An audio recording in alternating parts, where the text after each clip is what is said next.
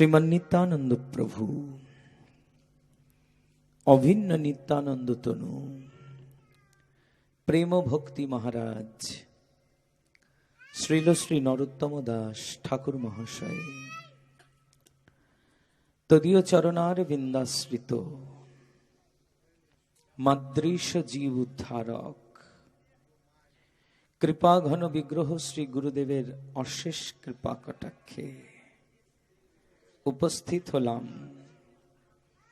অভিন্ন শ্রীকৃষ্ণ স্বরূপ শ্রীকৃষ্ণ বাংময়ী মূর্তিভূত শ্রীমদ্ ভাগবত স্বরূপ ভগবানের চরণ কমল সন্নিধানে ভগবানের কথামৃত শ্রবণ মনন কীর্তন এবং আস্বাদন করবার জন্য।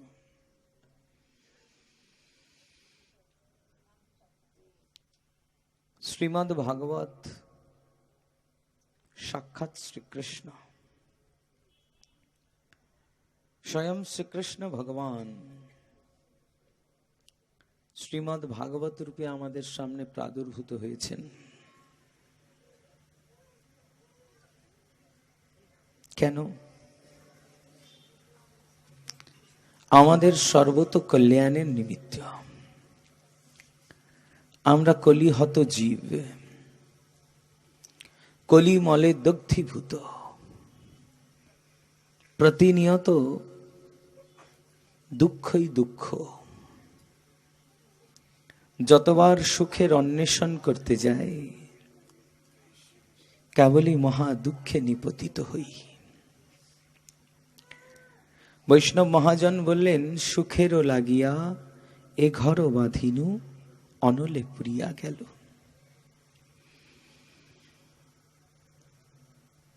পৃথিবীর প্রত্যেক জীবের এই একই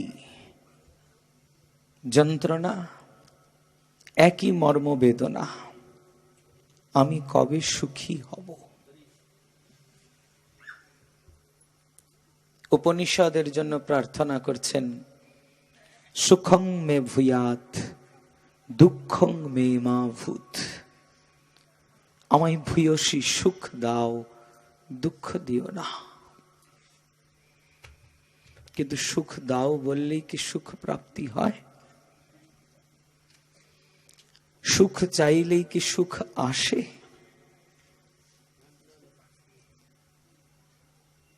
কেন আসে না? কারণ আমরা যেগুলোকে সুখ মনে করে আশা করি সেগুলি প্রকৃত সুখ নয়। আমাদের সুখ বলে মনে হয় পতি পত্নী পুত্র পরিজন আত্মীয় স্বজন ধন অর্থ সম্পদ বিত্তীয়। আমি মনে করি ওগুলো পেলে আমি সুখী হয়ে যাব। এরই জন্য প্রতিনিয়ত আমরা এগুলিরই প্রার্থনা করি। আমার আরো ধন চাই, আমার আরো প্রতিপত্তি চাই, আমার সুন্দরী পত্নী চাই, আমার সুন্দর পতি চাই, আমার সব চাই। চারিদিকে শুধু দেহি দেহি রব। আচ্ছা, একটা কথা বলুন তো, মানুষ চায় কখন? যখন অভাব থাকে, তাই না? অভাব না থাকলে কেউ কিছু চাইবে? চাইবে না তো। তাহলে আমরা যে সুখী হওয়ার জন্য এত প্রত্যাশা রাখি, এত চাই সুখী হতে, তার মানে এটা তো নিশ্চিত রূপে বুঝতে হবে এই পৃথিবীতে সুখের অভাব আছে। অভাব আছে বলেই চাহিদা এত বেশি। সবাই চাইছে একই জিনিস, পায় না। কারণ সুখ বলে এই যে বস্তু সমূহ, এগুলিকে শ্রীমদ্ ভাগবত বলছেন সুখাভাস। এটা প্রকৃত সুখ নয়, এটা আভাস। মনে হচ্ছে সুখ, কিন্তু এটির দ্বারা দুঃখই প্রাপ্তি হবে। বিশ্বাস না হয় নিজেদের জীবনটা একবার পর্যালোচনা করুন। ছোটবেলা থেকে আজ পর্যন্ত দিন আপনারা সুখের আশায় যা যা করেছেন, যেগুলি যেগুলি চেয়েছেন ভগবানের কাছে, ভগবান কৃপা করে নিশ্চিত রূপে তার কিছু না কিছু তো দিয়েছেনই না। ধরুন কারো ছেলে নাই, ছেলে মানত করেছেন, ছেলে হয়ে গেছে। কারো আগে খাওয়া পড়ার বড় অভাব ছিল, ভগবানের কাছে চেয়েছেন ঠাকুর দুটো খেয়ে পরে যেন বাঁচতে পারি, ভগবান সেই অভাব মোচন করেছেন। কারো মেয়ের বিয়ে হচ্ছিল না, ঠাকুরের কাছে সকাতর বিনতি করেছেন, ঠাকুর মেয়ের বিয়েটা যেন লাগাতে পারি, সেও হয়ে গেল। ছেলের চাকরি হচ্ছিল না, প্রার্থনা করেছেন, ছেলের চাকরিও হয়ে গেল। এখন প্রশ্ন, এত কিছু হওয়ার পরেও সুখ হলো, আনন্দ এলো? এবার নিজেদের প্রশ্ন করুন, নিজেরাই উত্তর পেয়ে যাবেন। তাহলে জগন্ময় দুঃখ, এই দুঃখের কারণ কি?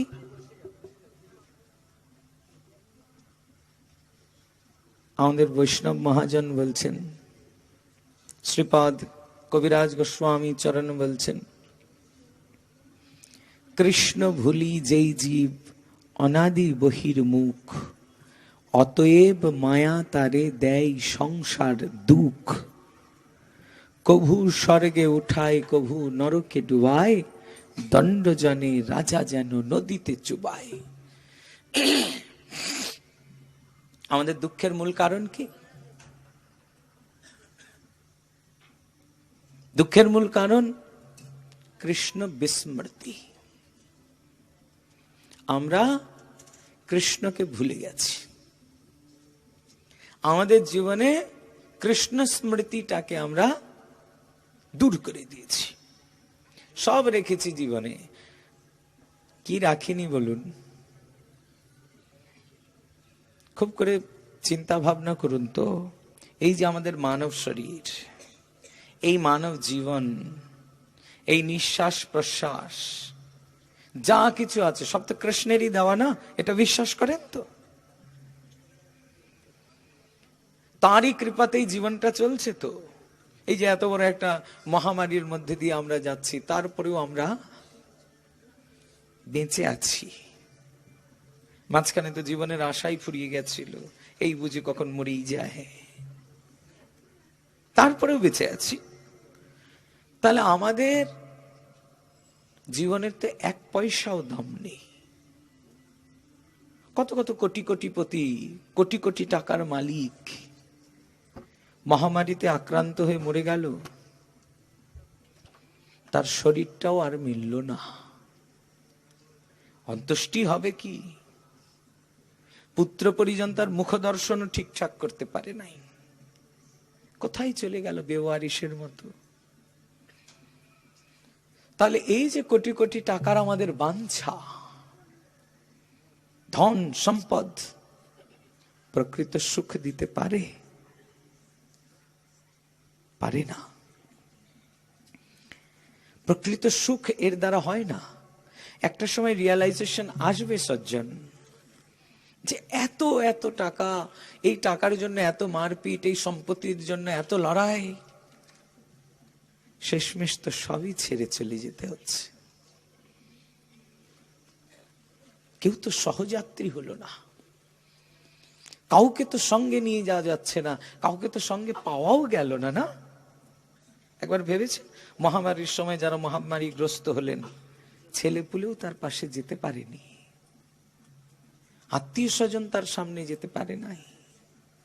কত দুর্দশা, কত দুর্গতি। সেখান থেকে ভগবান যে আমাদের রক্ষা করেছেন, এখনো যে আমরা নিঃশ্বাস নিয়ে স্বাভাবিকভাবে জীবনযাত্রায় বেঁচে আছি, এ তো তাঁরই কৃপা। তিনি কৃপা করেছেন বলে। তাহলে তার প্রতি আমাদের কত ঋণ।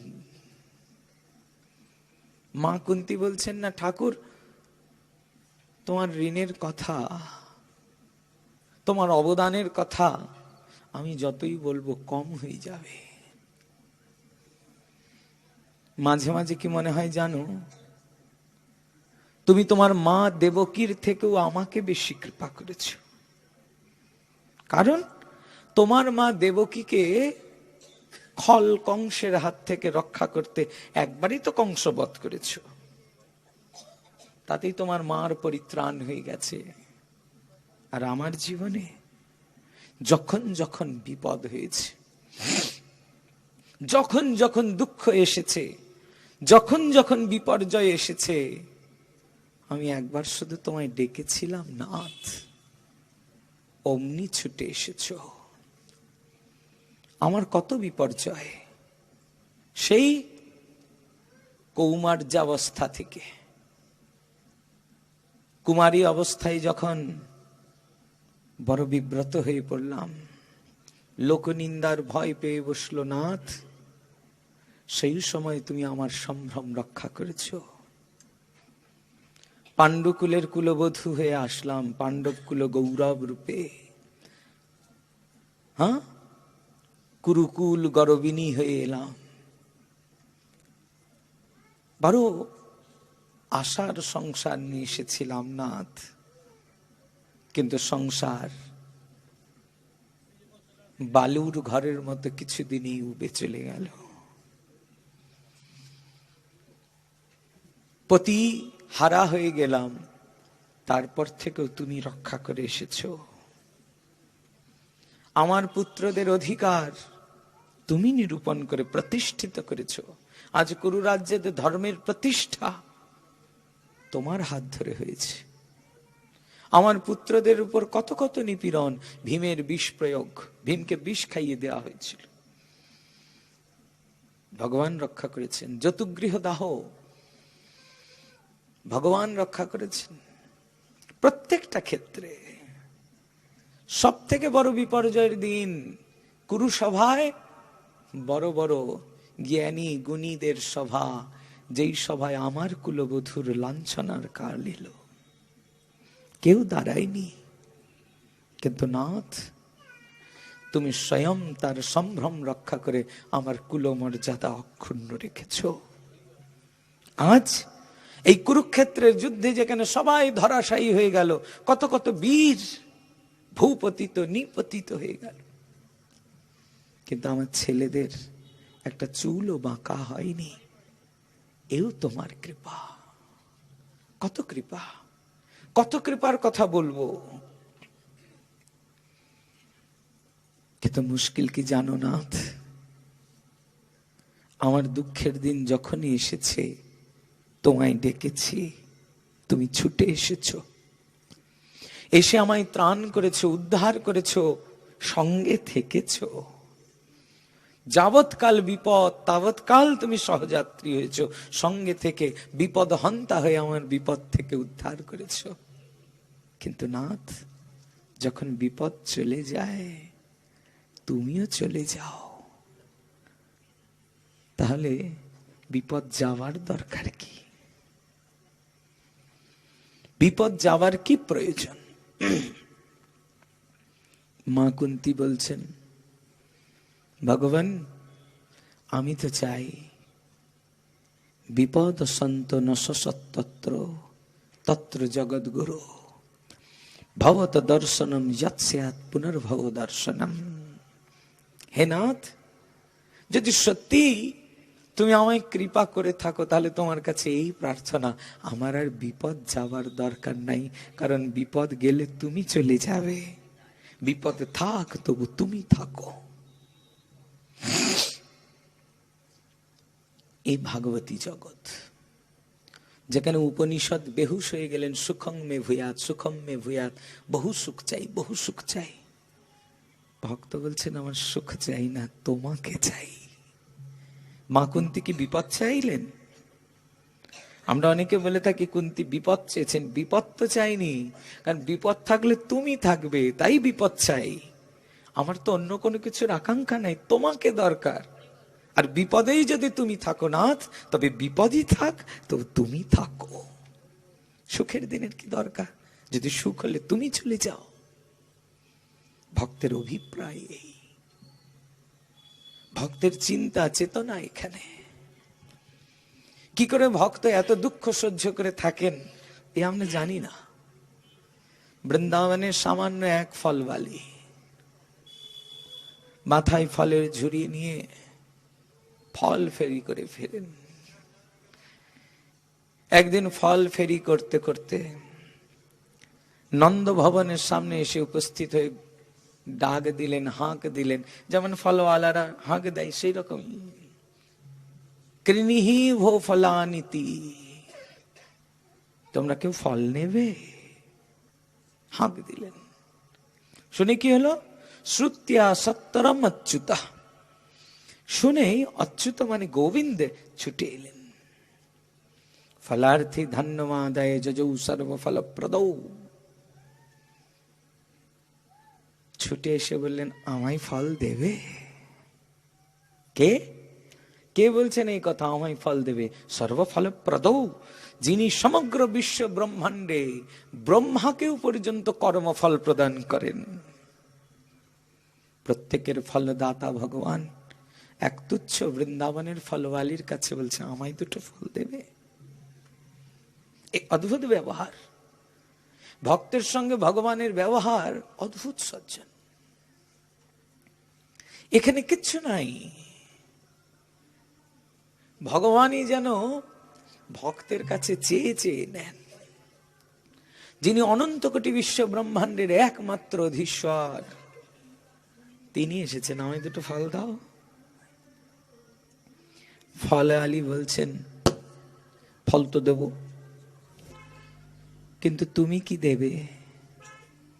গোবিন্দ বলছেন বারে, এই বৃন্দাবনে আমায় সবাই তো কত কিছু দেয়, কেউ তো কোনোদিন বিনিময় কিছু চাইনি, তোমার লাগবে বুঝি? কি চাই? ফলওয়ালি তো অল্প বুদ্ধি সম্পন্ন এক সামান্য গ্রাম্য রমণী, তিনি তো জানেন না ইনি অনন্ত করে বিশ্ব ব্রহ্মাণ্ডের মালিক, তার তো ওই জ্ঞান নাই। তিনি বলছেন নন্দনন্দন, তোমার উঠানে তো অনেক ধান আছে, তাহলে আমায় কটা ধান দাও আর ফল নিয়ে নাও। ভগবান বলছেন আচ্ছা ধান চাই, চলো তাই হোক। ছুটলেন নন্দনন্দন, ছোট ছোট চরণে কমল দিয়ে ছুটে ছুটে যাচ্ছেন। তার কোটিতে কিঙ্কিনি, চরণে নুপুর ছম ছম করে বাজছে। ফলওয়ালি ভগবানের ওই অত্যুত্তম গমন দর্শন করছে। গিয়ে কিসে ধান নেবেন? দু হাতের মুঠ ভরে ধান তুলেছে, ছোট ছোট দুটো হাত, কতগুলোই ধান। যাও ধান আটলো, ফলওয়ালি পর্যন্ত আসতে আসতে ঝুরঝুর করে সব পরে নাই। দু হাতের মুঠি যখন খুললে, এ হাতে 5 ও হাতে 5, 10 খানা ধান। ফলওয়ালি বলছে এত ধান তো কোনোদিন পাইনি, যাক আর খানিকটা, আরো চাই। আবার ছুটলেন নন্দনন্দন। বারংবার ছুটতে ছুটতে ভগবানের গায়ে ঘাম ছুটছে। ভগবান যেন দেখাচ্ছেন দেখো, এক ফলওয়ালির দুটো ফল খেতে আমায় ঘাম ছোটাতে হচ্ছে, আর তোমরা সবসময় দাও দাও দাও দাও বলে আমার কাছে আসো, তোমরা ঘাম না ছুটিয়েই পাবে।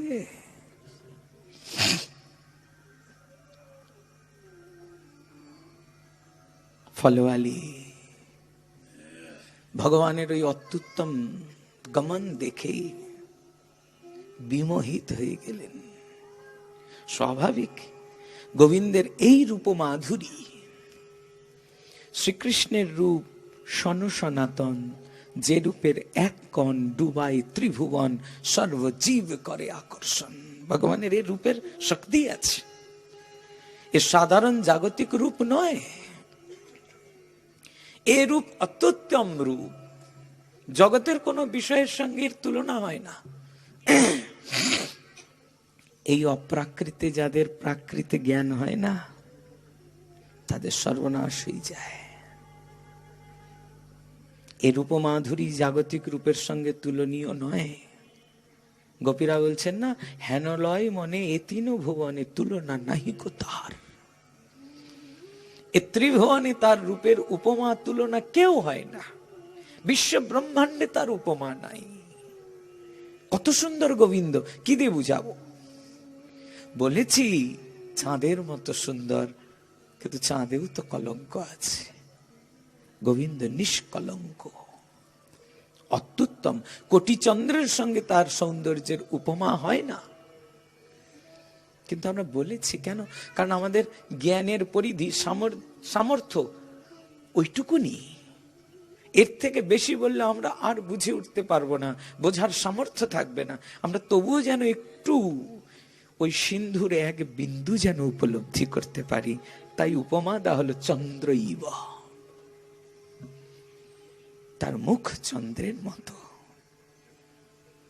কিন্তু এই প্রাকৃত চন্দ্রের এমন কি শোভা! কজন চাঁদ দেখে আত্মহারা হয় জগতে? চাঁদ তো রোজ ওঠে। আমরা বিমোহিত হই না। ও যাদের কবি কবি ভাব আছে তারা চাঁদ দেখে কবিতা লিখতে পারে। আমাদের তো কবিতা আসে না। আমাদের চাঁদের সঙ্গে কি সম্পর্ক? সংসারেই আমাদের যত চাঁদের হাট, এই নিয়ে গতাগতি। আকাশের অত সুন্দর চাঁদ কখনো দেখবার অবকাশ তো আমাদের নাই। চাঁদের সঙ্গে তো এরকম সম্বন্ধ নাই। তাই ওই সৌন্দর্যের ছটা আমরা জানি না, উপলব্ধি হয় না।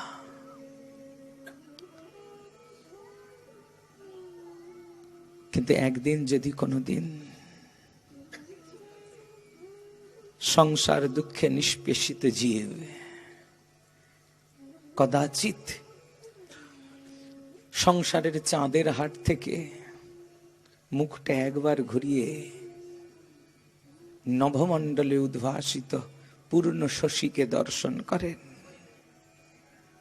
চিত্ত আপ্লুত হয়ে যায়, আনন্দিত হয়ে যায়। তখন আর দুঃখের লেশ মাত্র থাকে না। বলে এ চন্দ্রমার প্রভাব। বলে তাহলে প্রাকৃত চন্দ্রেরই যদি এত সুশীতলতা থাকে, গোবিন্দ তো কোটি কোটি চন্দ্রের থেকেও বেশি সুশীতল। তাহলে তার চরণ ছায়ায় যদি কোনো জীব আসে, তার কি অবস্থা! অদ্ভুত। এর জন্য এই রূপ জাগতিক নয়, প্রাকৃত রূপের কথা ভেবে যদি কেউ কখনো গোবিন্দের কামনা করেন, তার সর্বনাশ হয়ে যায়, মুশকিল হয়ে যায়। মিলবে হয়তো এক আধবার, পরে সারাটা জীবন হাহাকার। বৃন্দাবনে রাধারানীও গোবিন্দের প্রেমিকা, কিন্তু ইনি লাদিনী স্বরূপিনী, মহাভাব স্বরূপিনী। মহাভাব কি জানেন? ও ভাব আমাদের মধ্যে নেই। আমাদের তো সব অভাব। ভাব কোথায়? ভাব তো নাই জগতে, তো সব অভাব। ভাব নাই, ভাব হয় না আমাদের। ভাব হলে তো গোবিন্দ প্রাপ্তি হয়ে যায়। ভাব নেই বলি তো অভাব। রাধারানী মহাভাব স্বরূপিনী।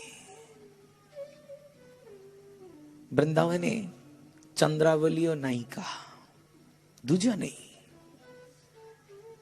রাধারানী বামা, চন্দ্রা দক্ষিণা। চন্দ্রাও গোবিন্দকে পেয়েছেন, পাননি তা তো বলা যায় না। বৃন্দাবনে তো সবাই গোবিন্দকে পেয়েছেন। বৃন্দাবনে লতা পাতা, ধুলির প্রত্যেক কণা কণা পর্যন্ত রাধা কৃষ্ণ বিদ্যমান বৃন্দাবনে। বৃন্দাবনে তো এই মহিমা।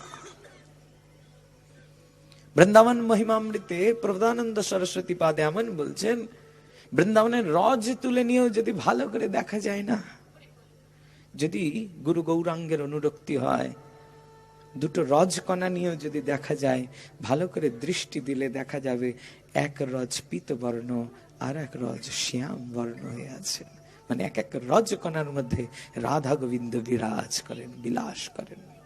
এই ব্রজভূমি, ব্রজভূমির মহিমা এরকম, বৃন্দাবনের মহিমা এরকম, যার রজের কণাই কণাই সাক্ষাৎ যুগল কিশোর বিরাজমান।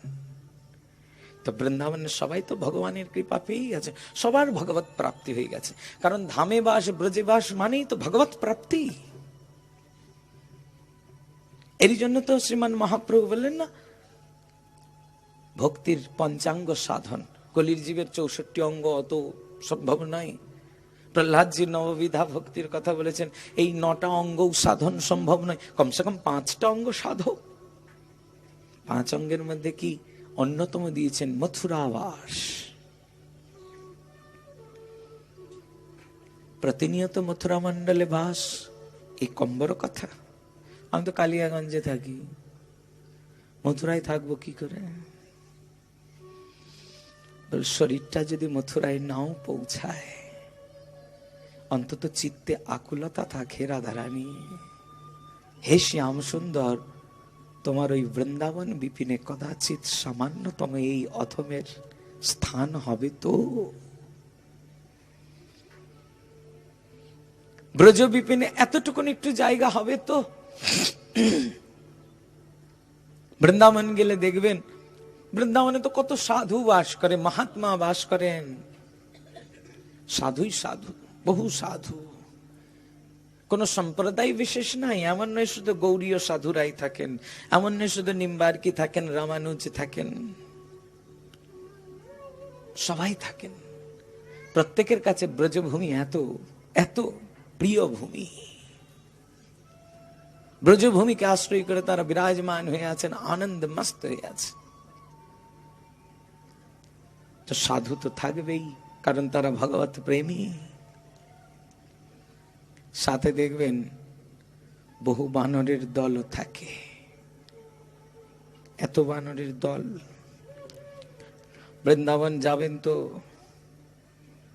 আর কিছু হোক না হোক, দুটো জিনিস নিয়ে তো ব্রজে যাওয়াই যাবে না।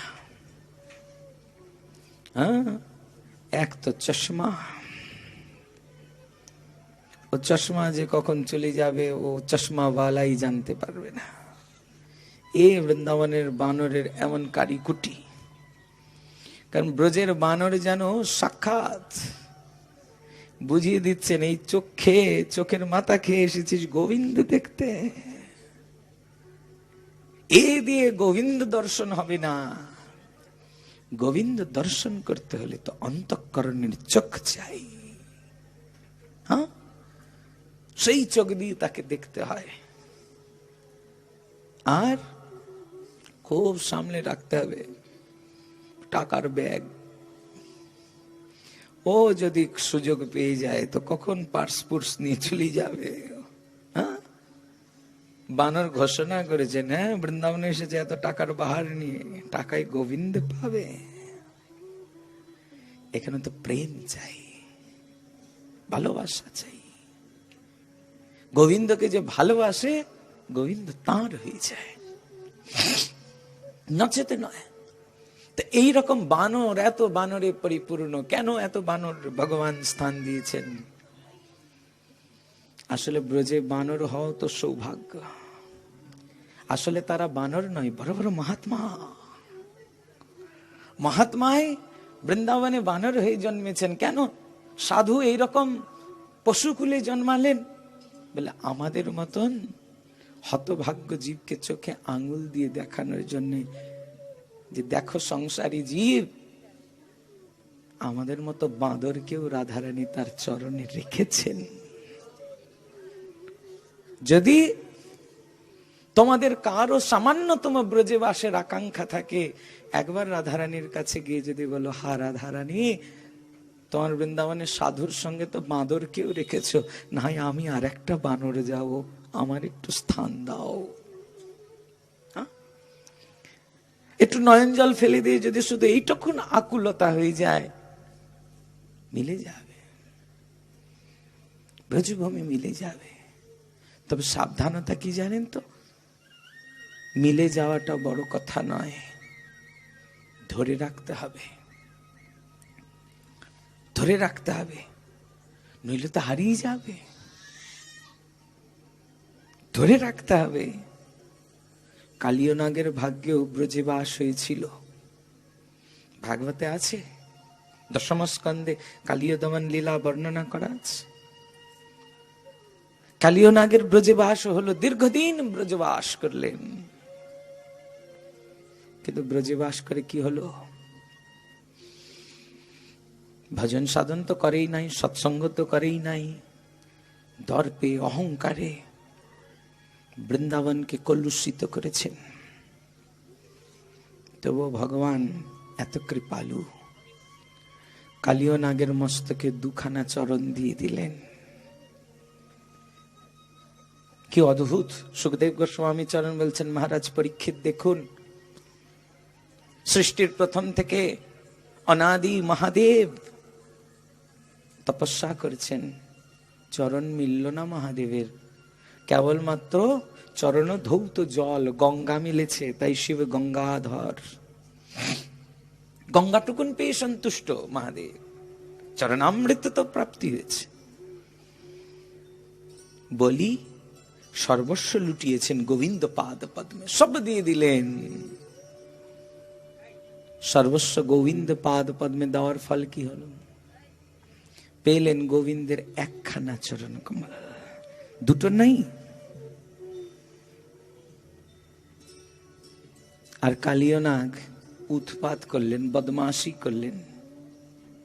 ভগবান এত কৃপালু, চরণে মানে দুইখানা চরণ তার মাথায় দিয়ে দিলেন। এই খলকে বলে এ ব্রজবাসের মহিমা। ব্রজে যদি একবার বাস মিলে যায়, জানবে গোবিন্দের চরণ মিলে গেল।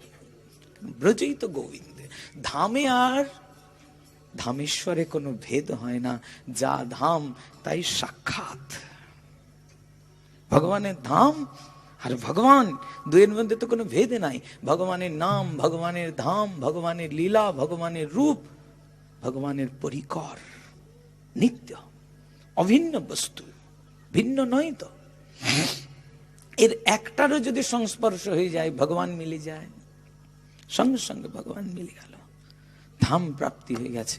এই ধামে বাসের মহিমাই এটা।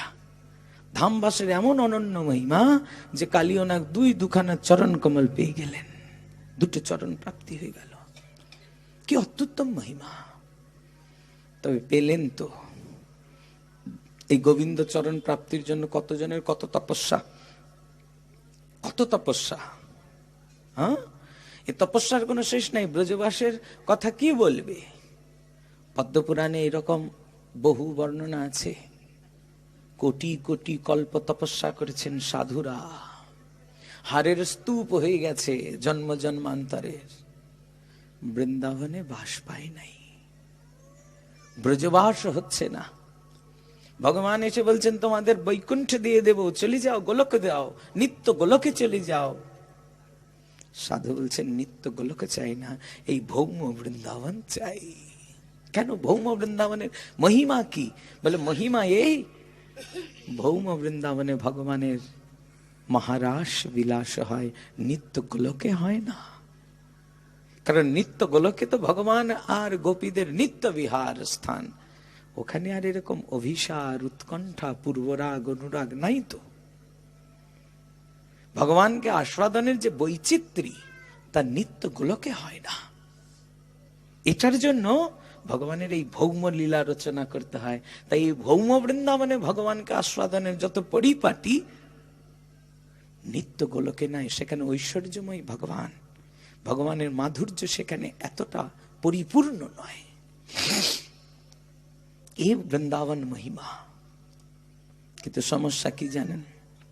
কালীয় দুটো চরণ পেল ব্রজবাসের মহিমায়, কিন্তু ব্রজে আর স্থান হলো না। ভগবান চরণ দিয়ে বলেন, যাও এবার রমণকে ফিরে যাও। বলে, ঠাকুর কৃপা করে চরণ দিলে তোমার ধাম ছাড়া করবে? বলে, তুমি ধামবাসের উপযুক্ত নও, তুমি দীর্ঘদিন ধামে থেকেছো, তোমার তো চিত্ত পরিবর্তন হয়নি, চলে যাও। তুমি তো গরুরের ভয়ে এখানে এসেছিলে, ভয় মুক্ত করে দিলাম, আর গরুর তোমায় খেতে আসবে না। তোমার মাথায় ওই আমার চরণ চিহ্ন যখন গরুর দেখবে, সে আর আসবে না, যাও, চলে যাও। চরণ মিলল, ধামে বাস মিলল না। এজন্য তো জেনে রাখুন সজ্জন, তপস্যা করে কদাচিৎ গোবিন্দ চরণ দর্শন, গোবিন্দ চরণ প্রাপ্তিও সুলভ, কিন্তু ধাম বাস সুলভ নয়, মহা দুর্লভ, বহু দুর্লভ। দাঁড়িয়ে দিলেন।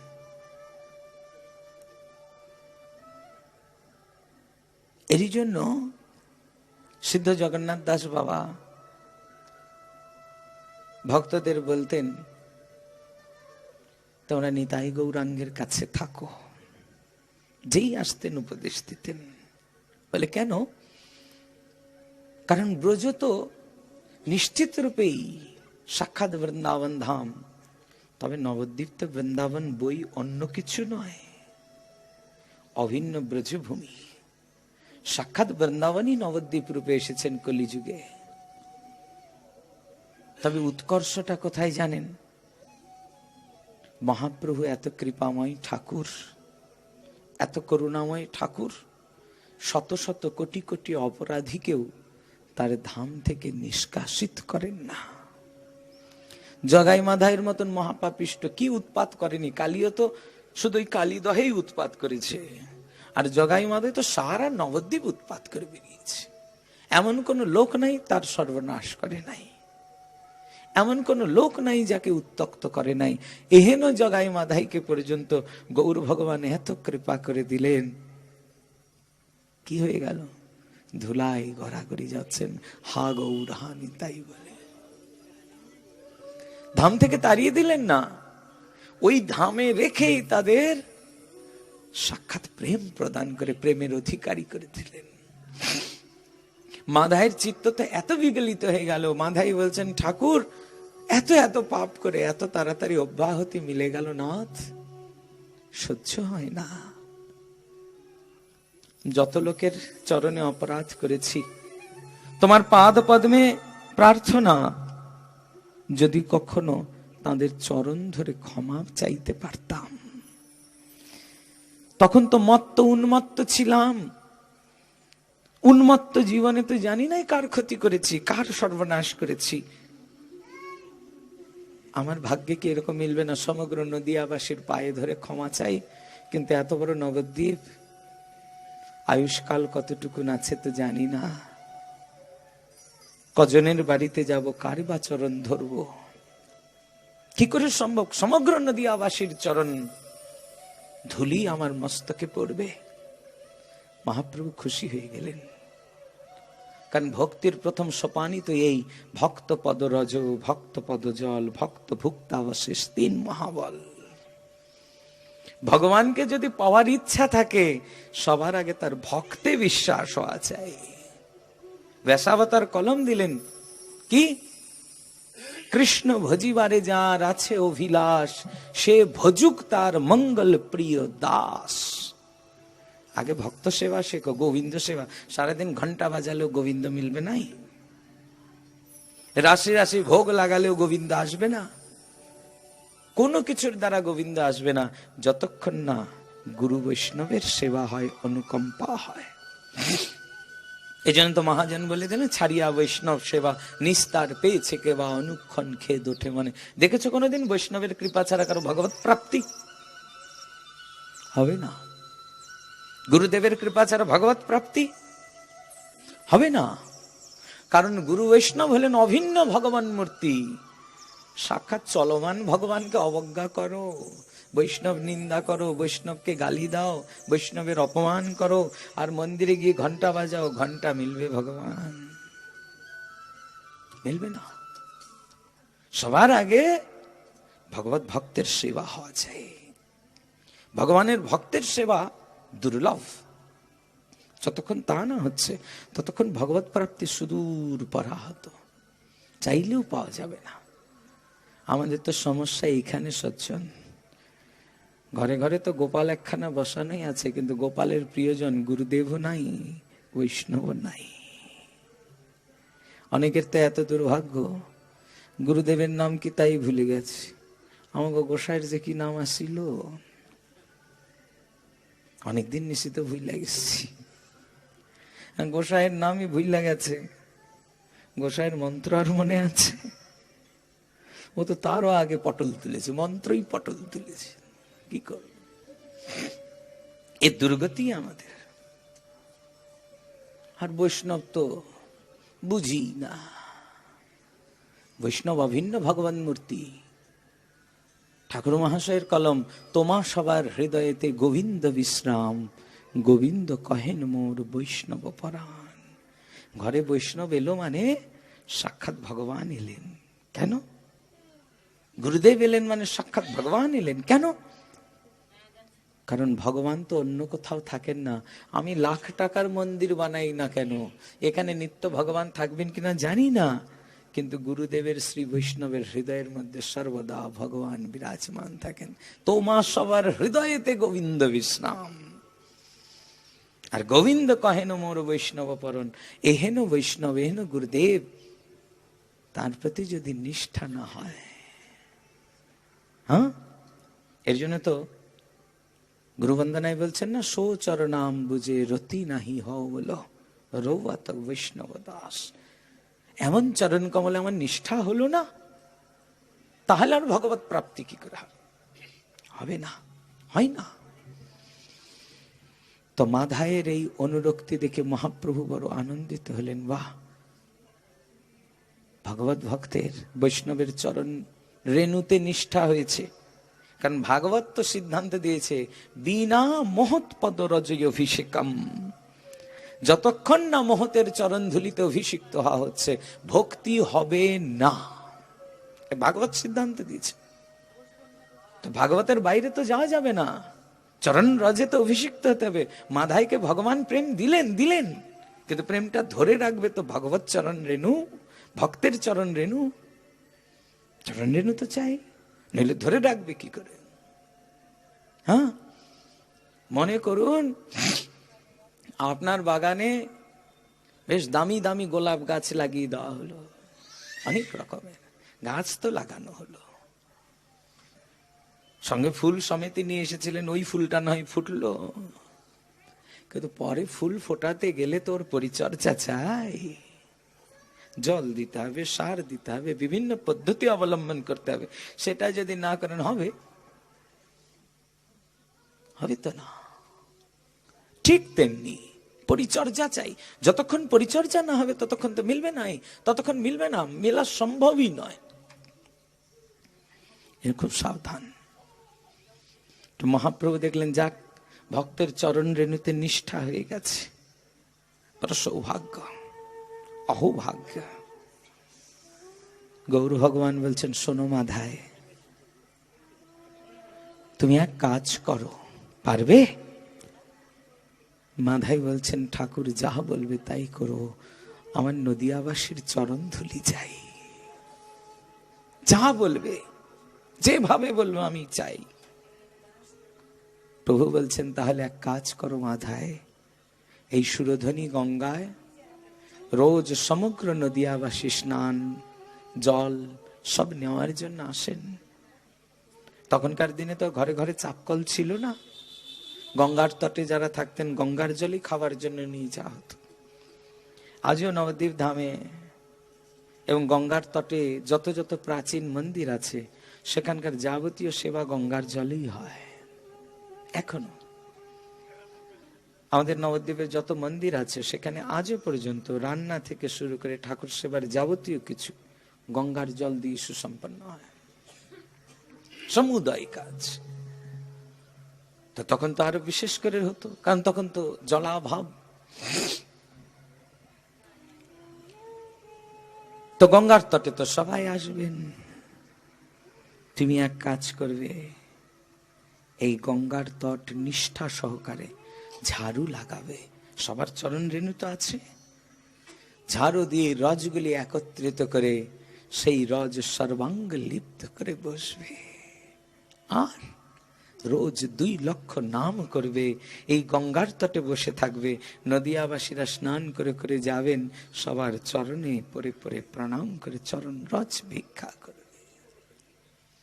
যে মাধাই এতদিন নিজেকে বোধহয় নবদ্বীপের রাজা ভাবতেন, সে এত দিন হয়ে গেলেন চরণ রজের জন্য মিনতি করছেন, তোমরা আমায় চরণ ধুলি দিয়ে কৃপা করো, হ্যাঁ একটু কৃপা করো যেন গৌর চরণ থেকে আর বিচ্যুত হয়ে না যায়, আমার গৌরাঙ্গের কৃপা থেকে যেন বঞ্চিত না হয়ে যায়। প্রতিনিয়ত প্রার্থনা করছে, বলে এ মহাপ্রভু যারে তারে কইল দান, নাহি জানে স্থান মহাপ্রভু দাতা শিরোমণি। এমন গৌর ভগবান।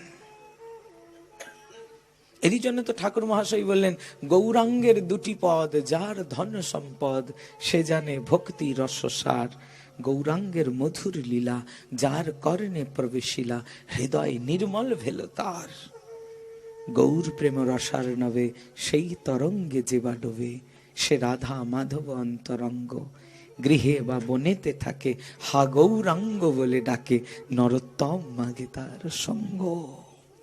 যে যেখানেই থাকো, যে অবস্থাতেই থাকো, একবার হানিতায় হা গৌর বলে ডাকো। হ্যাঁ, কেন? কারণ সারাদিন কৃষ্ণ কৃষ্ণ বললেও কৃষ্ণ মিলবে কিনা জানি না, কিন্তু নিতাই গৌরাঙ্গ এত কৃপার ঠাকুর, একবার হা নিতাই হা গৌর বলে যদি ডাকা যায়, বলে আর অপরাধের ভয় থাকে না। নিতাই গৌর যাবতীয় অপরাধ মার্জন করে দিয়ে তৎক্ষণাৎ ব্রজ প্রেম ও ভক্তি সমর্পণ করে দিয়ে, এই নিতাই গৌর। এরই জন্য সিদ্ধ জগন্নাথ দাস বাবা বলতেন, সবাই নিতাই গৌরাঙ্গের চরণ আশ্রয় করে থাকো। কারণ ব্রজ ভক্তি, ব্রজ প্রেম, ব্রজবাস যদি আমার গৌর নিত্যানন্দের কৃপা না হয়, মিলবে নাই। কারণ আমরা কলিহত জীব, কতটুকুন ত্যাগ আছে? হ্যাঁ, কি ত্যাগ করেছি জীবনে? কিছুই ত্যাগ নাই আমাদের জীবনে। সংসারের এতটুকুন এক চুল নিয়ে আমাদের ঝগড়া হয়, চুলোচুলি হয়ে যায়। আমাদের জীবনে তো ত্যাগ নাই। তাহলে এহেন জীব আমরা, এহেন বিপর্যস্ত জন আমরা। আমাদের ব্রজভক্তি দুর্লভ, তবে স্পর্ধা করেছি। কেন স্পর্ধা করলাম? আমার পতিত পাবন গৌর জগাই মাধাইকেও ব্রজপ্রেম দিয়েছেন, তাই গৌরের সামনে দাঁড়িয়ে তো বলতে পারবো, ও গৌর, জগাই মাধাইয়ের মতো পাপিষ্ঠকে তুমি সাধু করে দিলে, আমি না হয় তার থেকেও বড় পাপী, মহাপাপী। আমার প্রতি কি তোমার কৃপা হবে না? আমি কি তোমার কোনোদিন দাস হতে পারবো না? এইটুকুন তো দাবি নিয়ে যেতে পারি গৌরের কাছে। আর এইটুকুন দাবি নিয়ে যদি কোনো ভক্ত নয়ন জল ছেড়ে দিয়ে বলে, ও গৌর, এবার তুমি আমাকে তোমার করে নাও, তৎক্ষণাৎ ভগবান তাকে তাঁর করে নিয়ে নেন। এই ভগবত কৃপা। হ্যাঁ, এমন দয়ালু ঠাকুর, এমন কৃপালু ঠাকুর। তো আজ ফলওয়ালি বালগোপালের কাছ থেকে ধান নিচ্ছেন। গোবিন্দের অত্যুত্তম রূপ মাধুরী দেখতে দেখতে ফলওয়ালির চিত্ত পরিবর্তন হয়ে গেল। ফলওয়ালি বলছেন, ও নন্দনন্দন, গাগুলো খেমে গেছে বাবা, আর ছুটতে হবে না। ফল চাই, আমি তোমায় সমুদয় ফল দিয়ে দেব। তবে নন্দনন্দন, একটা ছোট্ট আরজি, তুমি যেমন করে যশোদার কোলে বসে গলা জড়িয়ে মা বলে ডাকো, একবার যদি এই অতিহীন সামান্য অশিক্ষিতা গ্রাম্য ফলওয়ালির কোলে বসে যদি একবার গলা জড়িয়ে মা বলে ডাকো, সব দিয়ে দেব, আর কিচ্ছু লাগবে না। বালগোপাল বলছেন, এই এতটুকুনে হবে তোমার? বলে, এই বেশি। ভগবান বসলেন কোলে, ফলওয়ালির গলা জড়িয়ে ধরে মা বলে ডাকলেন। এ মাতৃ সম্বোধন মায়েরা জানেন। ফলওয়ালি আপ্লুত হয়ে গেলেন, নয়ন বিগলিত হয়ে গেল, আমার জন্ম সার্থক, নন্দনন্দন আমায় মা বলেছেন। বৃন্দাবনে ফল বিক্রি করা সার্থক, সামান্য ফল বিক্রি করে গোপালের মা হতে পারলাম। সমুদয় ফল দিয়ে দিলেন নন্দনন্দনকে। খালি ঝুড়িটা মাথায় নিয়ে যাচ্ছেন, ঝুড়ি ভারী হতে শুরু করে দিল। কুটিয়াতে গিয়ে ফলের ঝুড়িটা নামালেন, নামিয়ে দেখলেন ঝুড়ি মণি মানিকে পরিপূর্ণ হয়ে গেছে। আমার মতো লোক যদি হতো না, খুব আনন্দে আটখানা হয়ে ভাবতাম কালকে আবার ফল নিয়ে ওখানেই যেতে হবে। ব্যবসায়ী বড় লাভ হচ্ছে, কারণ আমরা তো ধন জন মান প্রতিপত্তি নিয়ে উন্মত্ত। এ ভাগবতী জগৎ সজ্জন ফলওয়ালি ও ঝুড়ি ছুঁড়ে ফেললেন, আমায় ঠকিয়েছ নন্দনন্দন, আমার ফলের দাম নয়। ছুটলেন নন্দ ভবনে, নন্দলাল গোবিন্দ এলেন, কি গো দাম কম হয়েছে বুঝি? ফলওয়ালি কাঁদছেন, ঠাকুর আমি না হয় অশিক্ষিতা অজ্ঞ গ্রাম্য মহিলা, নারী বুদ্ধি, তুমি অনাদির আদি ভগবান, তোমায় চিনতে পারি নাই। কিন্তু নাথ, ভুল করে না হয় তোমার কাছে দাম চেয়েছিলাম, কিন্তু তুমি যখন আমার কোলে বসে মা বলে ডেকেছ, তখন তো আমি বাৎসল্যেই তোমায় ফল দিয়েছি। তখন তো আমার কোনো কপটতা ছিল না, কিন্তু আমার এই ফলের বদৌলতে তোমার এই মূল্য ঠিক হয়নি। ভগবান হেসে বলছেন, তাহলে কি চাই তোমার, কি দাম লাগবে তোমার? বলে, নন্দনন্দন যদি দাম দিতে চাও তাহলে তোমার কাছে এই দাম চাই, এই দাম চাই, আমি যেন জন্ম জন্মান্তর এই বৃন্দাবনে ফল ফেরি করে বেড়াই।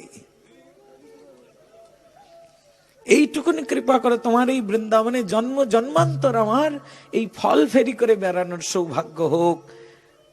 কদাচিৎ যদি তোমার অঙ্গনে এসে উপস্থিত হই, এইভাবে একবার মা বলে ডেকে তুমি আমার ফল নিও, আমার জন্ম সার্থক হয়ে যাবে, আর কিচ্ছু চাই না। এ ভক্ত ভগবানের অনবদ্য সম্বন্ধ, অত্যুত্তম লীলা। আমরা সাধারণ জীব, এর আস্বাদন জানি না, তাই তো পুত্র পরিজন ধন জন সম্পদ এই নিয়ে পড়ে আছি। কিন্তু ভক্তকে ভগবান ইচ্ছা করে ঢেলে দিচ্ছেন, সুদামাকে বিরাট ঐশ্বর্য দিয়ে দিলেন। সুদামা এসে কাঁদছেন, তুমি তোমার কাছ থেকে দূর করার জন্য এইরকম করলে ঠাকুর, আমি তো ধন চাইনি। আমি যদি ধনী হয়ে যাই, রাজা হয়ে যাই, তাহলে ওই রকম তো ছেঁড়া পুটুলিতে তোমার জন্য ভিক্ষা করা চিরা নিয়ে যেতে পারবো না। আর তুমি আমায় বুকে জড়িয়ে ধরে আমার ভিক্ষা দ্রব্য, ভিক্ষা লব্ধ দ্রব্য প্রেম সহকারে তো খাবে না নাথ।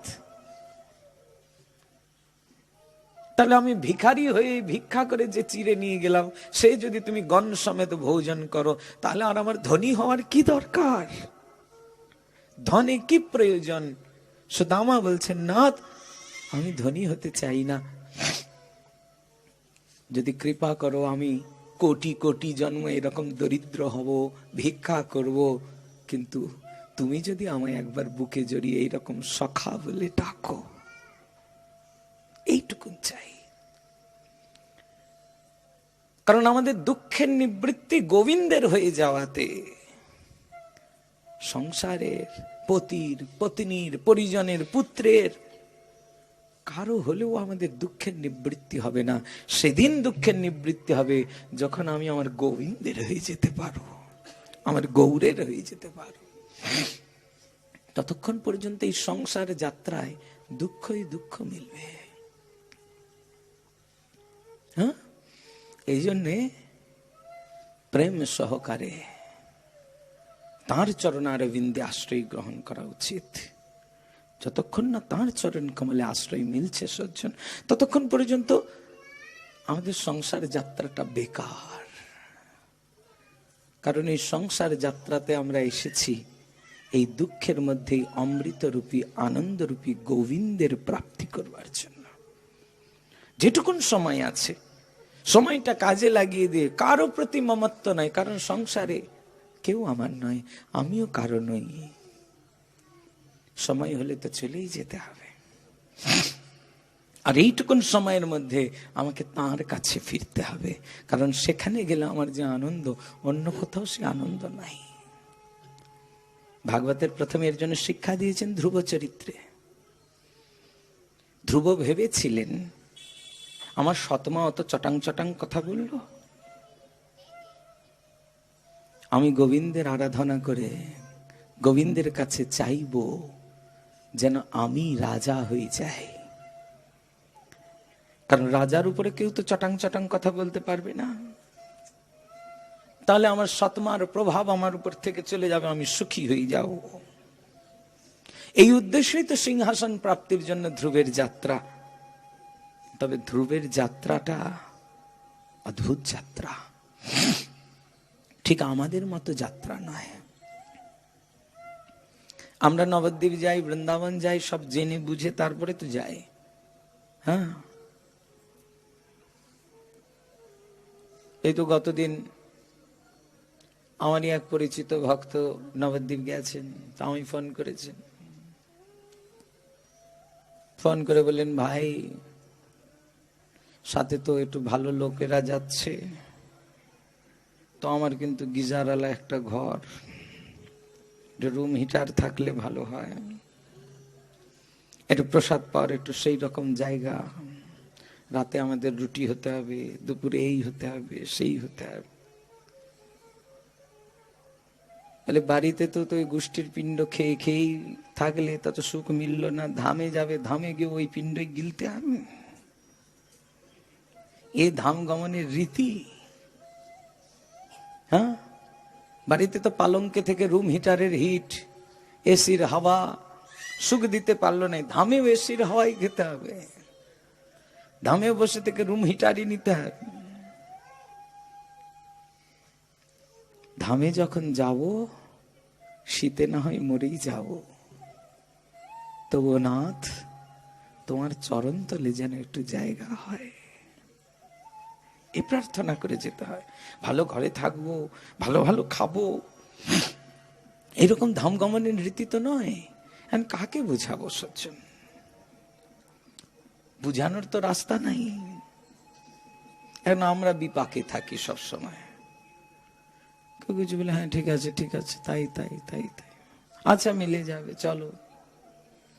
তোমার জন্য ধামে গিয়ে এসি কামরার খোঁজ, রুম হিটারের খোঁজ, গিজার আলা ঘরের খোঁজ, তো গিজার নিয়ে থাকো, রুম হিটার নিয়ে থাকো, গোবিন্দের গৌর আর মিলবে নাই। কারণ ধামে যাবে তো প্রভুর চিন্তা করতে করতে যাবে, তবে তো প্রভু মিলবে। সাধনে ভাবিবে যাহা, সিদ্ধ দেহে পাই তাহা, পক্কা পক্ক মাত্র সে বিচার। তো ধাম গমন করছে আর চিন্তা ভালো ঘরে থাকবো, ভালো ভালো খাবো, বলে এরকম ধাম গমনের তো রীতি নয়।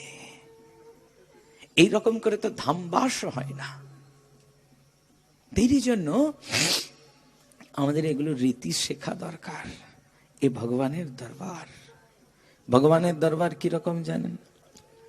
সমগ্র দুঃখের বিস্মৃতি, সমগ্র দুঃখ থেকে মুক্তি একমাত্র এখানে এলে হবে। তাই ব্রজে কি করে বাস করবে, ব্রজে যাবে কি করে? শ্রীল ঠাকুর মহাশয় বলেছেন, চলুন ঠাকুর মহাশয়ের দুটো পদ আমরা আস্বাদন করি। ব্রজে যাওয়ার উপায় কি, কি করে ব্রজে বাস করবে? ঠাকুর মহাশয় বলছেন, হরি হরি কবে হব বৃন্দাবনবাসী,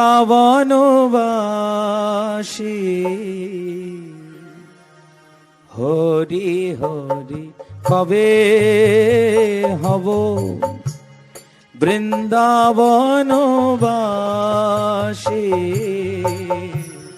হরি হরি কবে বৃন্দাবনবাসী,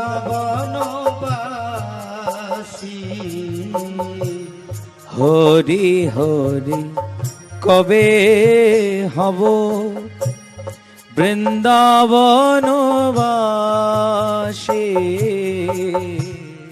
হরি হরি কবে হব বৃন্দাবন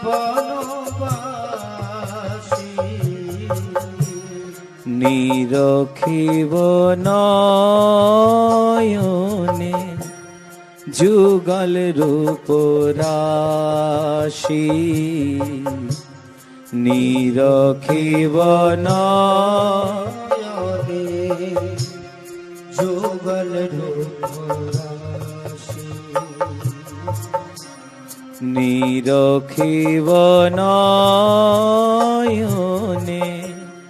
যুগল রূপ রাশি, নিরখিব যুগল রূপ রাশি। ত্যাজিয়া শয়ন সুখ বিচিত্র পালঙ্ক, ত্যাজিয়া শয়ন সুখ বিচিত্র পালঙ্ক, ত্যাজিয়া শয়ন সুখ বিচিত্র পালঙ্ক, ত্যাজিয়া শয়ন সুখ বিচিত্র পালঙ্ক, কবে ব্রজের ধুলায় ধূসর হবে মোর অঙ্গ, কবে ব্রজের ধুলায় ধূসর হবে মোর অঙ্গ, কবে ব্রজের ধুলায় ধূসর হবে মোর অঙ্গ, কবে ব্রজের ধুলায় ধূসর হবে মোর অঙ্গ। আমি ধুলায় গড়া গড়ে যাব,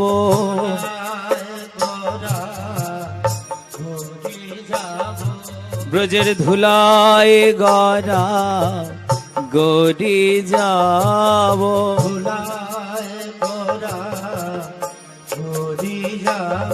ওই হরাধে হা রাধে বলে ধুলায় গড়া গড়ে যাব,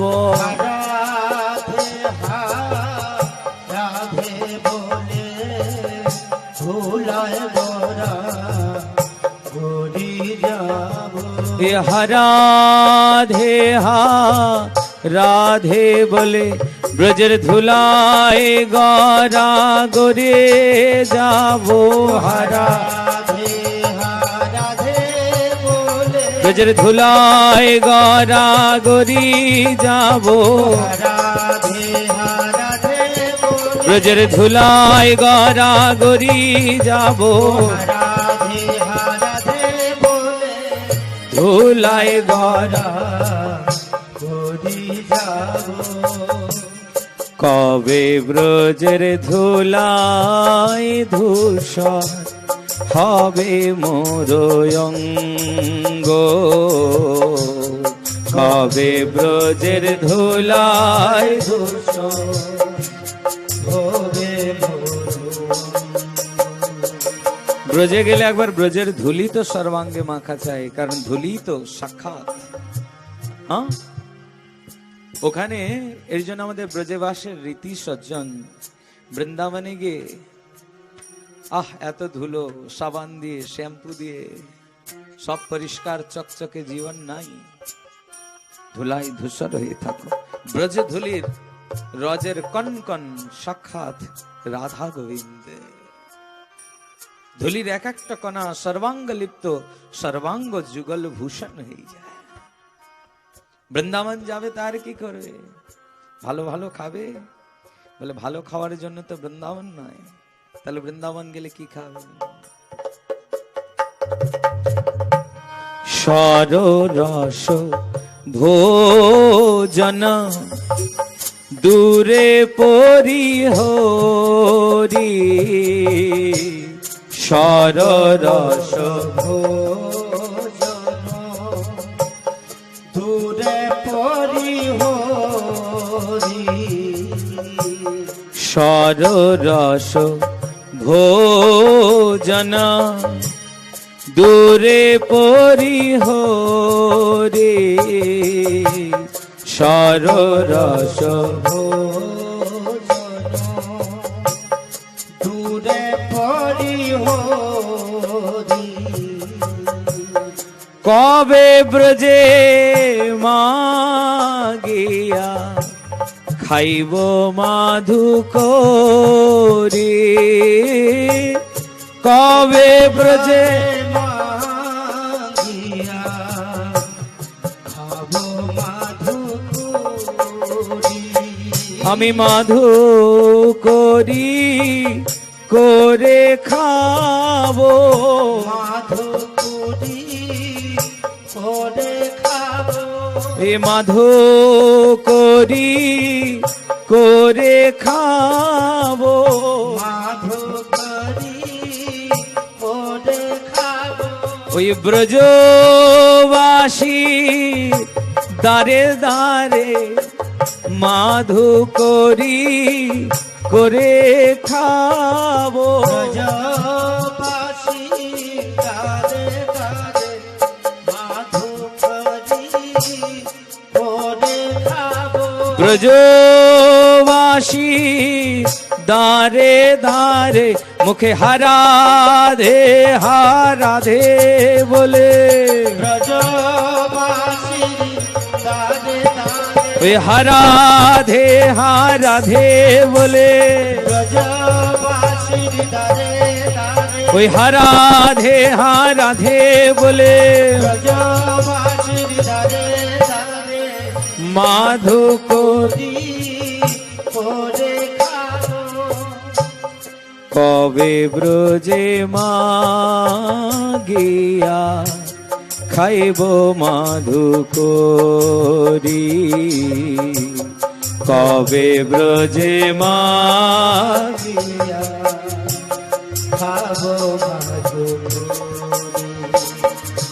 বৃন্দাবন গিয়ে খাবো তো কি মাধু করি বলে যদি কোনোদিন রাধা রানীর এমন কৃপা হয় সংসারের মায়ার জাল ছিন্ন করে যদি হা রাধে বলে একমাত্র রাধা রানী আর কারো নই রাধা হে রাধা রানী আর কারো হতে চাই না আর কাউকে পেতে চাই না তোমার চরণ আশ্রয় করলাম এরকম সর্বস্ব পরিত্যাগ করে যদি একবার রাধা রানীর চরণ আশ্রয় করা যায় তাহলে কি করব ব্রজবাসীর দ্বারে মাধুকরী করে খাবো ব্রহ্মাদি দেবতারা এরকম ব্রজবাসের জন্য প্রার্থনা করে চলেছেন কবে আমরা বৃন্দাবনে বাস করব এই রকম ব্রজে বাস পেয়ে ধন্য হব প্রবোধানন্দ সরস্বতী চরণ কি বলেছেন জানেন বলে ব্রহ্মাণ্ডের অধিপতি ব্রহ্মা হয়ে কি লাভ বৃন্দাবনে যদি ভাঙির ঘরের উচ্ছিষ্ট মেলে তবু ব্রজ ছেড়ে রাধারানীর চরণ কমল ছেড়ে কোথাও যেও না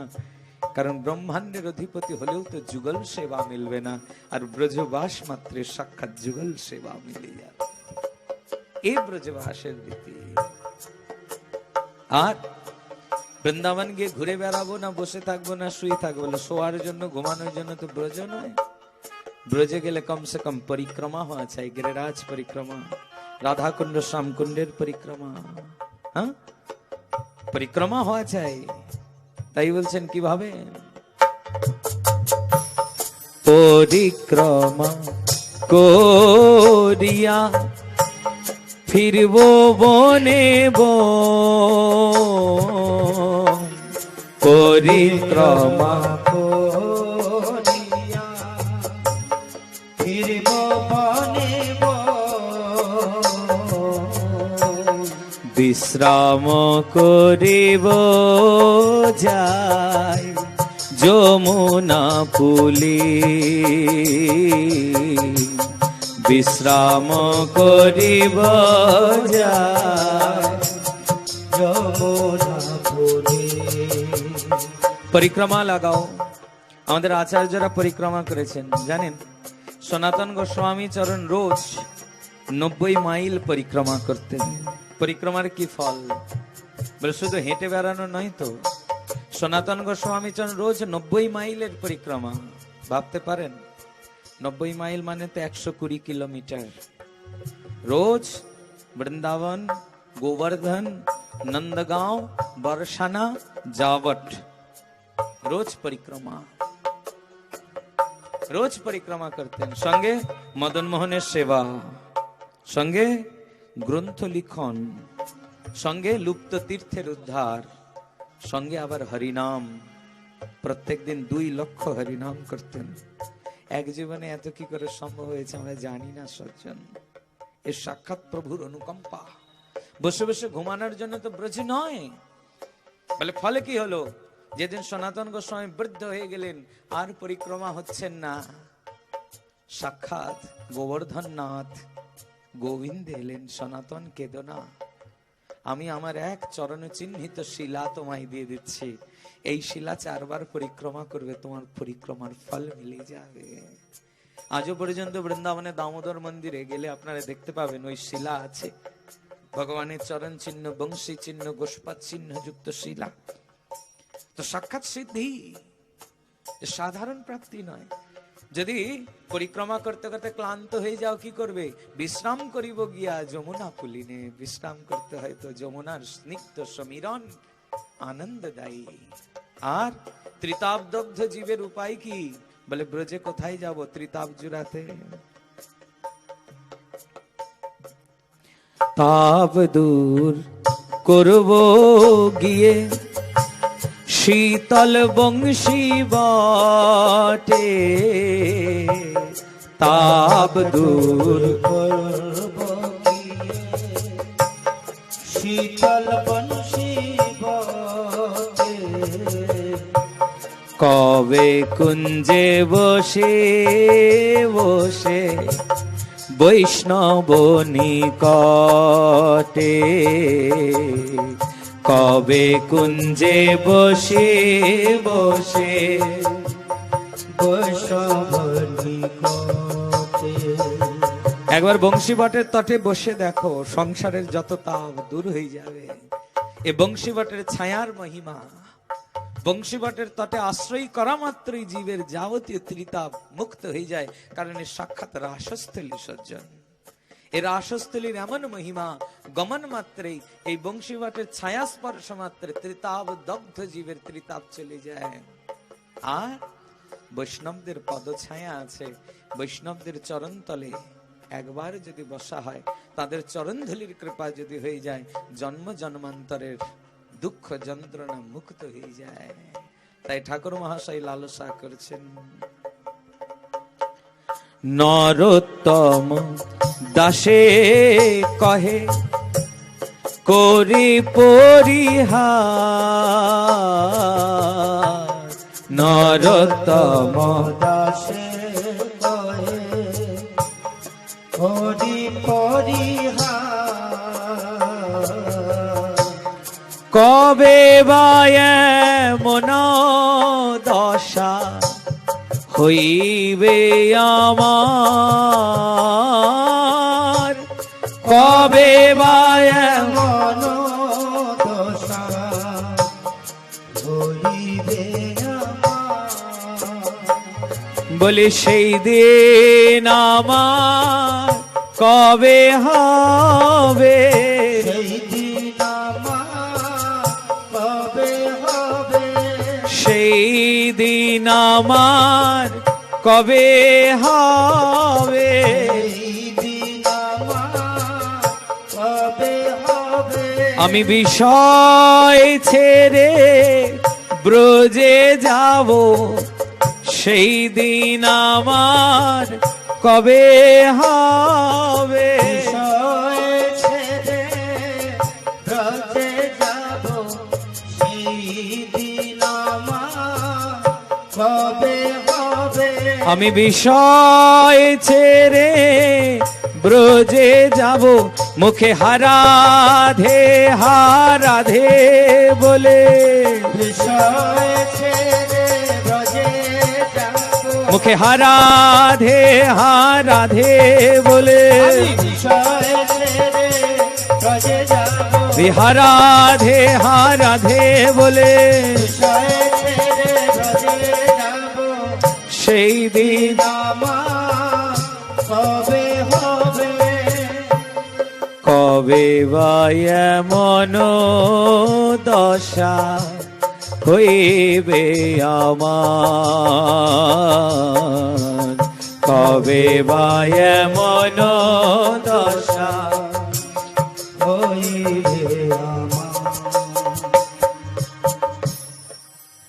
এ ব্রজবাসের রীতি, এ ধাম গমনের রীতি।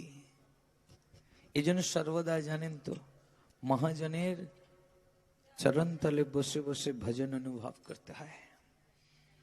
প্রত্যেক দিন যদি কিছু না হয়, অন্তত যদি নরোত্তম ঠাকুর মহাশয়ের একাধটা প্রার্থনা আপনারা পড়েন, একটু প্রেম ভক্তি চন্দ্রিকার দুটো ছত্র পড়েন, ভজন অনুভব হবে। কারণ এই প্রেম ভক্তি চন্দ্রিকা সাধারণ নয়, অভিন্ন নিত্যানন্দ তনু। কারণ নরোত্তম ঠাকুর মহাশয় সিদ্ধ পুরুষ মহাত্মা নয় তো। যদি কেউ সিদ্ধ পুরুষ মহাত্মা বলেন অপরাধ হবে, কারণ নরোত্তম ঠাকুর মহাশয় সাক্ষাৎ নিতাই। নিত্যানন্দ প্রভুই গৌরাঙ্গের প্রেম সম্পুট বিতরণের জন্য নরোত্তম রূপে আবির্ভূত হয়েছেন। যেমন গৌর ভগবানকে আবাহন করেছেন কে? শান্তিপুর নায়ক অদ্বৈত প্রভু। আর নরোত্তম ঠাকুরকে কে আবাহন করেছেন? স্বয়ং গৌর ভগবান। পদ্মার দিকে মুখ করে বলছেন নরোত্তম নরোত্তম। নিত্যানন্দ প্রভু বলছেন কে গো নরোত্তম? আমাদের তোমার পার্ষদের মধ্যে নরোত্তম বলে কাউকে তো জানি না। প্রভু নিতাই চাঁদকে বলছেন দাদা, নীলাচল যাইতে শ্রীপাদ যত কান্দিলা তুমি, সেই প্রেম দিনে দিনে বান্ধিলাম আমি। আমি যখন নীলাচলে গেলাম, তুমি তো বিরহী হয়ে প্রেমে আপ্লুত হয়ে অনেক কেঁদেছ, তখন তোমার প্রেমগুলো উছলে উছলে পড়েছে। আমি ওই প্রেমগুলো একটা পোঁটলা করে ফেলেছি। তোমার ওই প্রেমের পোঁটলাটা আমি এবার পদ্মাকে দেব। এই প্রেম সম্পুটের অধিকার নিয়ে তোমারই দ্বিতীয় কলেবর নরোত্তম এসে এই প্রেম সম্পুট বিতরণ করবে। হ্যাঁ, এই প্রেম সম্পুট বিতরণ করবে। পদ্মাকে ডেকে বললেন পদ্মা এই নাও প্রেম সম্পুট। সাধারণ প্রেম সম্পুট নয়, ব্রহ্মা শিব এই প্রেম পাওয়ার জন্য ধুলাই গড়াগড়ি যাচ্ছেন, এক কণ পায়নি, আর গোটা ভাণ্ডটাই দিয়ে দিচ্ছেন পদ্মাকে। পদ্মা আপ্লুত, নাথ চেয়েছিলাম গঙ্গার ভাগ্যে যে ভাগ্য হলো তোমার চরণ ধুলি আমার ভাগ্যে মিলুক, তুমি তো আমার তটে বিলাস করে আমায় ধন্য করেছো, সঙ্গে এত বড় দায়িত্ব। ব্রহ্মাদি দেবতা যেই ধন পায় না, এত বড় সম্পদ আমি কি করে রাখবো? এত বড় সম্পদ রাখা তো চারটিখানি ব্যাপার নয়, তাই না? কি করে রাখবো? বলে পারবে তুমি। যেদিন নরোত্তম আসবে তাকে এটা দিয়ে দিতে হবে। পদ্মাবতী বলছেন কে নরোত্তম, কেমনই জানিব? প্রভু বললেন যাহার পরশে তুমি অধিক উচ্ছলিবা, জানিবে সেই নরোত্তম তারে প্রেম দিবা। এমন একদিন কেউ আসবে তোমার তটে স্নান করতে, যার স্পর্শ মাত্র তোমার প্রেমের তরঙ্গ উত্থিত হবে অঙ্গে অঙ্গে, আনন্দের হিল্লোল খেলে যাবে, জানবে তার নাম নরোত্তম। আর তাকেই তুমি এই প্রেম সম্পুট প্রদান করবে। গৌরাঙ্গের আবাহনে খেতুরির রাজা কৃষ্ণানন্দ দত্তের পুত্র রূপে এলেন নরোত্তম দাস ঠাকুর মহাশয়, অভিন্ন নিত্যানন্দ তনু। তিনি গৌরাঙ্গের প্রেম ভক্তিকে জগতে বিতরণ করবার জন্য এই প্রেম ভক্তি চন্দ্রিকা নামক এক সম্পুট আমাদের দিয়ে গেছেন। প্রেম ভক্তি চন্দ্রিকা যদি প্রত্যেক দিন দুটো করে ছত্র পাঠ হয় না, নিশ্চিত প্রেম ভক্তির অধিকারী হয়ে যায়। হ্যাঁ, নিশ্চিত হয়ে যায়। ছোট্ট একটা জীবন, মহাত্মা শিশির কুমার ঘোষ। তদানীন্তন ব্রিটিশ ভারতে ইনি অনন্যজন। কারণ সেই সময়ে নীলকরদের বিরুদ্ধে প্রথম পত্রিকা সম্পাদন করতে শুরু করলেন, নামকরণ করেছিলেন অমৃতবাজার পত্রিকা।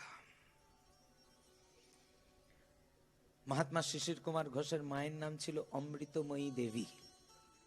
মায়ের নামেই পত্রিকার নামকরণ অমৃতবাজার পত্রিকা। অদ্ভুত পত্রিকা। ইতিহাসের স্টুডেন্ট যদি এখানে থাকেন তাহলে তারা জানবেন অমৃতবাজার পত্রিকা তদানীন্তন ভারত ভূমিতে নীলকরদের অত্যাচার সঙ্গে ভারতবাসীকে যে ব্রিটিশরা শোষণ করছেন, নিপীড়ন করছেন, তার বিরাট বড় একটা দর্পণ স্বরূপ। স্বদেশী আন্দোলনের বীজ বপন করা হয়েছিল এই পত্রিকার দ্বারা। খুব যশস্বী।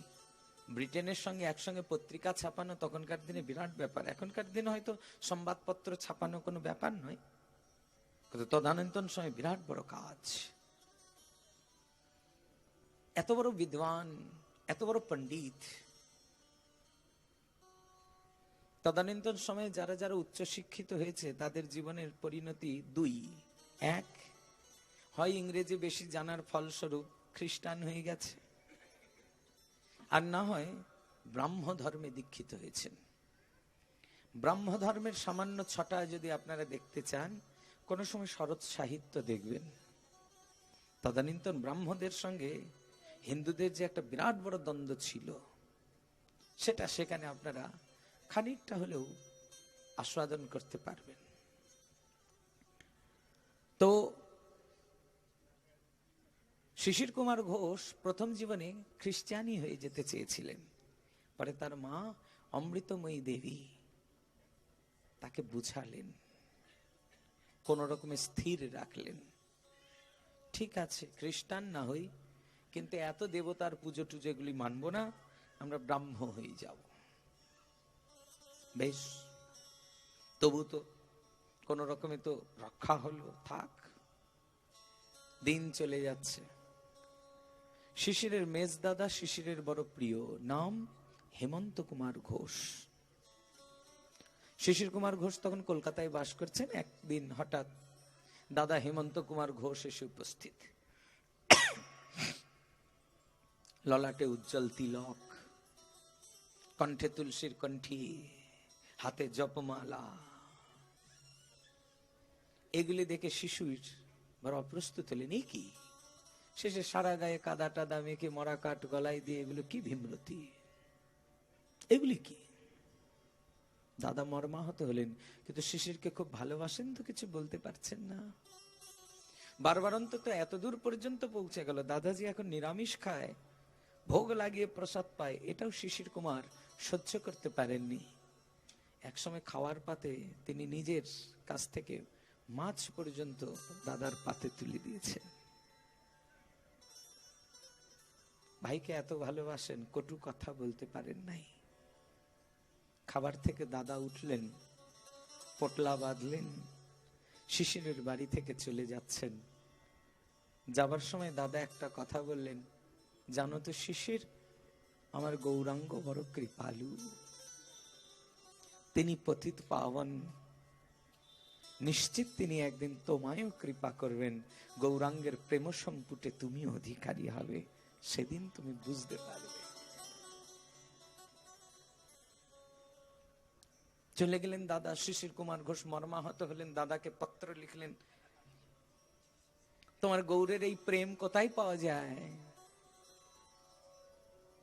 আমার তো প্রেম হলো না, কোথাও পাওয়া যায়? দাদা লিখলেন, বটতলা থেকে 4 আনা দিয়ে একটা প্রেম ভক্তি চন্দ্রিকা ঠাকুর মহাশয়ের প্রার্থনা বই নিয়ে এসো, প্রেম মিলে যাবে। শিশির কুমার ঘোষ 4 আনা দিয়ে একটা বই কিনে নিয়ে এলেন।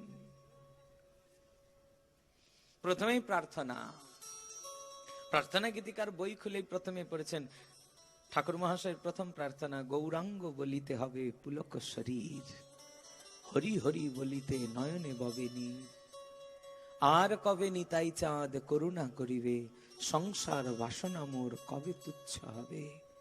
বিষয় ছাড়িয়া কবে শুদ্ধ হবে মন, কবে হাম হেরব শ্রী বৃন্দাবন। প্রার্থনা পড়লেন, পরেই দাদাকে পত্র লিখলেন, তোমাদের ঠাকুর মহাশয় ভুল লিখেছে। বলে কেন? বলে তিনি লিখেছেন গৌরাঙ্গ বলিতে হবে পুলক শরীর। আমি অনেক গৌরাঙ্গ গৌরাঙ্গ বলেছি, গৌর গৌর নাম করেছি, আমার শরীরে পুলক হয়নি। হরি হরি বলিতে নয়নে বাবে নীর, অনেক হরি নাম করলাম, কিন্তু হরি নাম করে আমার নয়ন দিয়ে জল পড়েনি। তোমাদের ঠাকুর মহাশয়টা ভুল কথা। দাদা পত্র লিখলেন, শিশির, গৌর বলতে তোমার শরীরে পুলক হয় না, তবে কারো কারো হয়। হরি বলতে তোমার নয়নে ধারা বয় না, তবে কারো কারো ধারা বয়। আর যাদের হয় তাদের চরণধুলির কৃপা যদি কোনোদিন তোমার হয়ে যায়, তোমারও হবে। গৌরাঙ্গের সঙ্গীগণে নিত্য সিদ্ধ করি মানে, সে যায় ব্রজেন্দ্র সুত পাশ। হ্যাঁ, এটা পেতে গেলে তো তাই চাই, গৌরাঙ্গের সঙ্গীগণের কৃপা তো হওয়া চাই, যাদের হয় তাদের সঙ্গ চাই। শিশির কুমার ঘোষের পত্রিকা টত্রিকা সব ছুটে গেল। ছুটলেন, কে কার হয় আমার দেখতে হবে। ছুটলেন, সাধু দেখলেই গৌরাঙ্গ বলিতে হবে পুলক শরীর, হরি হরি বলিতে নয়নে ভাবে নীর। খুব গান, মনটা দুঃখ কারো পাচ্ছেন না সেরকম। একদিন তিনি ভগবতী গঙ্গার তট দিয়ে যাচ্ছেন, জিরাটের কাছ দিয়ে। হ্যাঁ, জিরাট নিত্যানন্দ আত্মজা, গঙ্গা মাতা ঠাকুরানীর শ্রীপাঠ। এইখানে নিত্যানন্দ কন্যার বিবাহ হয়। এখনো পর্যন্ত এই শ্রীপাঠ এখানে আছে। জিরাটের আরেক বিশেষত্ব, এই ভিটেতেই বাংলার বাঘ স্যার আশুতোষ মুখোপাধ্যায় জন্মগ্রহণ করেছেন। হ্যাঁ, তো বিশেষ ভূমি। এই জিরাটের গঙ্গার ধার দিয়ে যাচ্ছেন শিশির কুমার। দূরে দেখলেন এক বৈষ্ণব কুটিয়া, এক বৈষ্ণব, বিরক্ত বৈষ্ণব, সর্বত্র এক করে গঙ্গার তটে একটা কুটিয়া বানিয়ে ভজন করছে।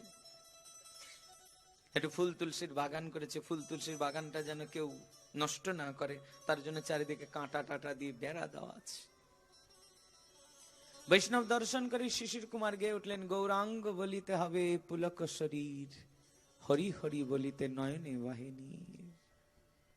বলা মাত্র বৈষ্ণব চঞ্চল হয়ে উঠলেন, দিক বিদিক জ্ঞান শূন্য হয়ে গেলেন, যেন ছুটতে শুরু করলেন। অকস্মাৎ কাঁটা টাটা কিছু দেখছেন না, কণ্টকের বেড়ার মধ্যেই লাফিয়ে লাফিয়ে আনন্দে উচ্ছ্বলিত হয়ে সর্বাঙ্গ রক্তাক্ত হয়ে ছুটতে ছুটতে এসে শিশিরকে জড়িয়ে ধরলেন। শিশিরের মস্তক তার অশ্রু জলে সিক্ত করে বলছেন, কে তুমি ভাই বান্ধব? আমায় গৌর নাম শোনালে, গৌর কথা শুনিয়ে আমায় আনন্দ দিলে। মহাত্মার স্পর্শ মাত্রে শিশির কুমারেরও গৌর বলতেই পুলকের উদ্গম শুরু হয়ে গেল, নাম করতেই নয়ন ধারা পড়তে শুরু করে গেল। মহাত্মাকে প্রণাম করে আর ফিরলেন না, সোজা বৃন্দাবন চলে গেলেন। আজীবন বৃন্দাবন থেকে গৌরাঙ্গকে স্থাপনা করে তাঁর চরণেই জীবন পাত করেছেন। আজও বৃন্দাবন যদি আপনারা যান, গোপীনাথ বাজারেই অমিয় গৌরাঙ্গ দেব আছেন, শিশির কুমার ঘোষের প্রতিষ্ঠিত ভগবান আজও আছেন। হ্যাঁ, তার বিশেষ কীর্তি অমিয় নিমাই চরিত। কোনদিন যদি কেউ পড়েন, বহু পতিত পাষণ্ডী পর্যন্ত এই গ্রন্থ পড়া মাত্রই গৌর প্রেমে আপ্লুত হয়ে গেছেন। এই কলমের এমন ক্ষমতা, এমন অনুভব তার গৌর সুন্দরের চরণ নিয়ে। তাই প্রেম ভক্তি চন্দ্রিকা সাধারণ নয় সজ্জন। বাড়িতে যদি একটা ছোট্ট প্রেম ভক্তি চন্দ্রিকা থাকে না, ওই প্রেম ভক্তি চন্দ্রিকাটা যদি দুই ছত্রও যদি প্রত্যেক দিন পড়েন, একটু প্রার্থনা গীতিকে এক আধটা পড়েন, মহাপ্রভুর কৃপা হয়ে যাবে, প্রেম ভক্তি লাভ হয়ে যাবে। আর ওই প্রেম ভক্তি আমাদের সব থেকে মঙ্গলজনক। এইটুকুন বুঝুন, জগতে আমি ধন জন পুত্র পরিজন আয়ু যশ খ্যাতি মান প্রতিপত্তি কারো দ্বারাই সুখী হব না। সুখ লাভ করতে গেলে তো আমার কি গৌরের হতে হবে, গোবিন্দের হতে হবে। আর গৌরের গোবিন্দের হওয়ার পথই হলো এই হরিনাম হরি কথা। তো আমাদের জীবনে উত্তর উত্তর কথা আশ্রয়ী হোক, উত্তর উত্তর নাম আশ্রয়ী হোক, আর এইরকম ভগবত ভক্তের সান্নিধ্য সন্নিধান প্রাপ্তি হোক, এ প্রার্থনা রেখে আমাদের আজকের দিনের তো কথা এখানে বিশ্রাম দেব। শীতের দিন সবারই ছটফট ছটফট করছে সব, তো তার